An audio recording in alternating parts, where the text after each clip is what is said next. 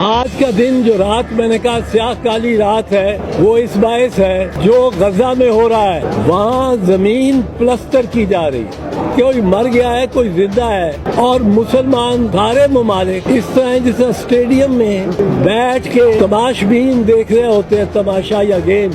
یہ یہاں اسٹیڈیم سارے مسلمان قوم سے بھرا ہوا ہے، اور اندر جو لڑائی ہو رہی ہے ممولے شہبازوں سے لڑ رہے ہیں۔ فوجی عدالتیں معطل رہنی چاہیے اور ان کے پہ کوئی کارروائی نہیں ہونی چاہیے، کارروائی ہوگی تو وہ خلاف آئین اور خلاف قانون ہوگی۔ جس طرح کا سلوک یہ حکومت کر رہی ہے اپنے نظر بندوں اور قیدیوں کے ساتھ، وہ بڑا تشویشناک ہے۔ گھناؤنی سیاہ رات میں روشنی کی کرن نظر آئی ہے، اس کا میں ضرور عرض کرنا چاہتا ہوں کہ ہماری عدلیہ میں ابھی تک کہیں نہ کہیں جسٹس اے آر کارنیلیس کی روح باقی ہے، اور محترمہ مسرت جسٹس میڈم جسٹس محترمہ مسرت ہلالی کی شکل میں وہ قبیلہ جس قبیلے سے تعلق اے آر کارنیلیس کا تھا، وہ بھی مائنورٹی میں ہی ہوتے تھے، جس قبیلے سے تعلق دوراب پٹیل جسٹس دوراب پٹیل کا تھا، جو ذوالفقار علی بھٹو شہید کو بری کرنے والی مائنورٹی تھی، جس قبیلے سے تعلق رانا بھگوان داس کا تھا، جن کو پلیٹ پہ رکھ کے تشتری پہ رکھ کے کہا گیا، بار بار کہا گیا کہ آپ چیف جسٹس کا حلف اٹھا لیں۔ انہوں نے کہا میں حلف نہیں اٹھا سکتا چیف جسٹس کا، کیونکہ افتخار محمد چودھری کو آپ نے معزول کیا ہوا ہے، پر ابھی تک وہ موجود ہیں، زندہ ہیں، میں حلف نہیں اٹھاؤں گا۔ اور وہ قبیلہ جس میں فخر الدین جی ابراہیم جیسے جج تھے، وہ کارنیلیس والا قبیلہ، وہ آج محترمہ مسرت ہلالی کے شکل میں کی صورت سے وہ زندہ ہے، اور انہوں نے اپنے اقلیتی ججمنٹ سے یہ ہمیں پیغام دیا ہے کہ حوصلہ ہارنے کی بات نہیں ہے۔ جہاں کارنیلیس والے بیٹھے ہیں وہ ڈٹ کے اور جم کے بیٹھے ہیں، اور جو ان کے سے منحرف ہونا چاہتے ہیں اس روایت سے وہ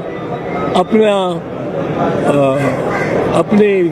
ذمہ داری اپنے معاملات کی خود ہی لے سکتے۔ آج کا دن جو رات میں نے کہا سیاہ کالی رات ہے وہ اس باعث ہے جو غزہ میں ہو رہا ہے۔ ہم پاکستان میں اس کے بارے میں کوئی احتجاج نہیں کیا، سوائے دو جماعتوں نے، کسی اور جماعت نے کسی اور شعبے میں احتجاج نہیں ہوا۔ ہائی کورٹ بار نے کیا، ہائی کورٹ بار میں عرض کرتا ہوں، ہائی کورٹ بار آج بھی اس معاملے کو اجاگر کر رہی ہے، اور میڈیا کی باعث ہم نے ایک تھوڑی سی ٹیم اپنی بھیجی ہے یہاں کہ میڈیا سے اس معاملے میں میڈیا کو بریف کر دیں، ورنہ ہائی کورٹ بار بھی مستحق ہے اس تحسین کی کہ انہوں نے یہ ایشو ٹیک اپ کیا ہے۔ وہاں زمین پلسٹر کی جا رہی ہے، وہاں اونچی اونچی عمارات پلسٹر کی جا رہی ہے، زمین بوس کی جا رہی ہے، اس کے اندر کتنے پھنسے ہوئے انسان ہیں، کس حالت میں ہیں، کسی کے بازو پہ بھاری پتھر گرا ہوا ہے اور وہ پھنسا ہوا ہے، کوئی مر گیا ہے کوئی زندہ ہے، اس کا بھی حساب کوئی نہیں ہے۔ اور مسلمان سارے ممالک اس طرح جیسے اسٹیڈیم میں بیٹھ کے تماش بین دیکھ رہے ہوتے ہیں، تماشا یا گیم، یہ یہاں اسٹیڈیم سارے مسلمان قوم سے بھرا ہوا ہے، اور اندر جو لڑائی ہو رہی ہے ممولے شہبازوں سے لڑ رہے ہیں، اس کو ہم اس کو اپریشیٹ ہی نہیں کر رہے. اب میں مختصراً آخر میں ذرا فوجی عدالتوں پہ آپ کو عرض کر دوں. فوجی عدالتوں کا جو قانون جس طرح کھوسا صاحب بتا کے گئے ہیں، اس فوجی عدالتوں کے قانون کو 5 ججوں نے سپریم کورٹ نے معطل کیا ہوا تھا. اب 6 سپریم کورٹ کے ججز کا بینچ بنا کے 5-1 سے انہوں نے اس کو وہ معطلی کو ختم کر دیا. اب جب معطلی کو ختم کیا ہے تو اس کے بعد حقیقت میں یہ اس قسم کا بینچ نہیں ہے کہ ہائی کورٹ سے اپیل گئی ہو سپریم کورٹ. تو سپریم کورٹ کے 3 جج بھی ہائی کورٹ کے 6-7 ججوں کے بینچ کو پر حاوی آتے ہیں ان کی ججمنٹ پر. یہاں سپریم کورٹ کے ہی جج صاحبان ہیں اور یہ تنازع چھیڑا ہی انہوں نے تھا جو کارنیلیس کی روایت سے نہیں تھے کہ یہ 5 ممبر بینچ نے 3-2 سے فیصلہ نہیں کیا. یہ 7 ممبر بینچ کا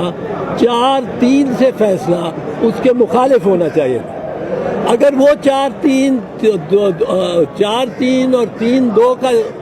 معاملہ وہ اس وقت یہ تھا کہ سب جج برابر ہیں تو اگر آج سب جج برابر ہوں وہی لیا جائے تو یہ 6-3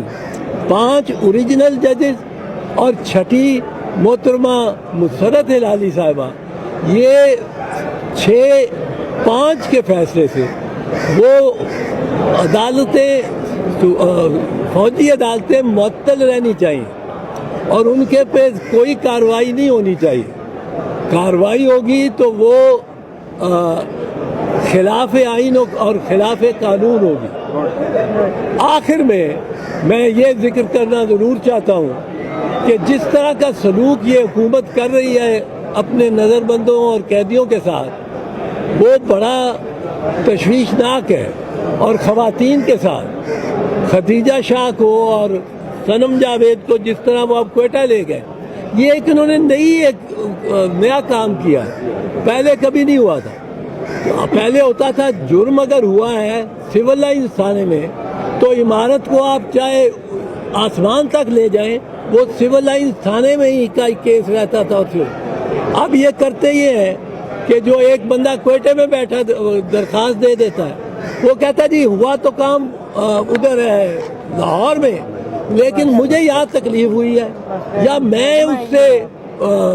سہمت ہو گیا ہوں، اتفاق کر گیا ہوں ان بلوائیوں سے جو وہاں تھے، میرے یہاں جذبات ہو گئے یا ارد گرد کے ان لوگوں میں جذبات پیدا ہو گئے تو پرچہ وہاں بھی ہو جاتا ہے اور پرچہ 100 جگہ ہو جاتا ہے. آدم سواتی کو اٹھائے لیے پھرتے ہیں، اسی طرح دیگران کو لیے پھرتے ہیں. یہ ایک نئی چیز یہ ممکن نہیں ہے، نہ تعزیرات پاکستان کے تحت نہ فوجداری رابطہ فوجداری کے تحت یہ ممکن نہیں ہے. یہ بھی بالکل انلیگل طریقہ کار ہے اور ایک پرچہ ایک واردات ایک تھانہ، ایک پرچہ ایک واردات ایک تھانہ، یہ بنیادی اصول ہے اور اس سے پھیلایا نہیں جا سکتا صرف قیدی کو تنگ کرنے کے لیے اور اس کے لیے زیادہ مشکلات پیدا کرنے.